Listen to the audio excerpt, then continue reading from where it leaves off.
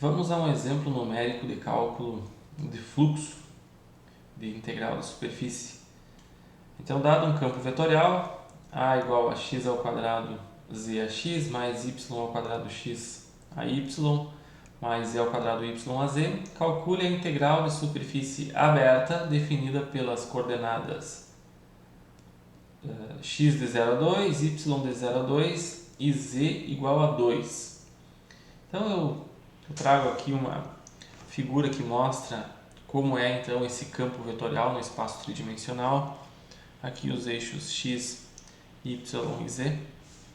Então é um campo que tem uma determinada orientação espacial. E precisamos primeiro então definir quem é essa superfície aqui.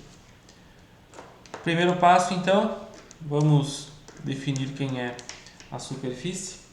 X de 0 a 2 e y de 0 a 2. Então aqui estão os eixos x, y e z.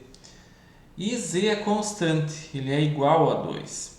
Então a superfície em questão é essa superfície definida por esses limites aqui. Então z de 0 a 2, z igual a 2 e x e y variando então de 0 a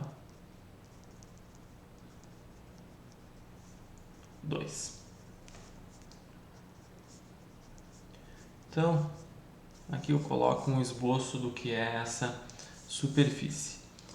Graficamente já vemos que o fluxo é diferente de zero. Nós temos linhas de campo atravessando perpendicularmente essa superfície e aparentemente estão todas na mesma direção nessa região. Claro que em algumas regiões aqui, por exemplo, perto de x igual a zero, nós temos um campo que, só olhar para a expressão, quando x igual a zero, não tem componente x nem y, tem componente z, mas a componente z também é função. Não, desculpa. Quando y igual a zero, não tem componente. A componente x vai ser então função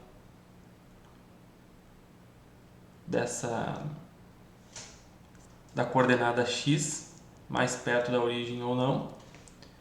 A componente y será zero e a componente z também será zero. Então não temos linhas de campo aqui nessa região passando a superfície, mas conforme nos deslocamos para cá, as linhas de campo aumentam de dimensão e também tem uma orientação diferente dependendo desse campo. Então, como se faz esse cálculo de fluxo? Integral de superfície aberta de A escalar ds. Quem é o ds que representa essa superfície? O ds que representa essa superfície, temos duas possibilidades, na verdade. Um ds que aponta para cima ou para baixo. Vamos escolher o ds que aponta para cima, na direção positiva do eixo z, ou seja, na direção AZ. Então, quem será o ds nesse caso? ds será dx dy na direção AZ. Isso vocês também conseguem lá do nosso formulário. Basta olhar qual é o elemento diferencial de superfície em coordenadas cartesianas que aponta na direção do eixo z. Então, vamos lá. Então, qual é o valor do fluxo através dessa superfície aberta? A escalar ds. Então, o primeiro passo é calcular o produto escalar. O campo vetorial é x ao quadrado z a x mais y ao quadrado x a y mais z ao quadrado y a z. Tudo isso produto escalar dx dy na direção a z. Então esse aqui é o nosso ds. E agora, qual o próximo passo? É calcularmos esse produto escalar. Lembrando que x varia de 0 até 2 e y de 0 até 2. Então, esses são os limites de integração dessa nossa integral de superfície aberta. Então, vamos lá.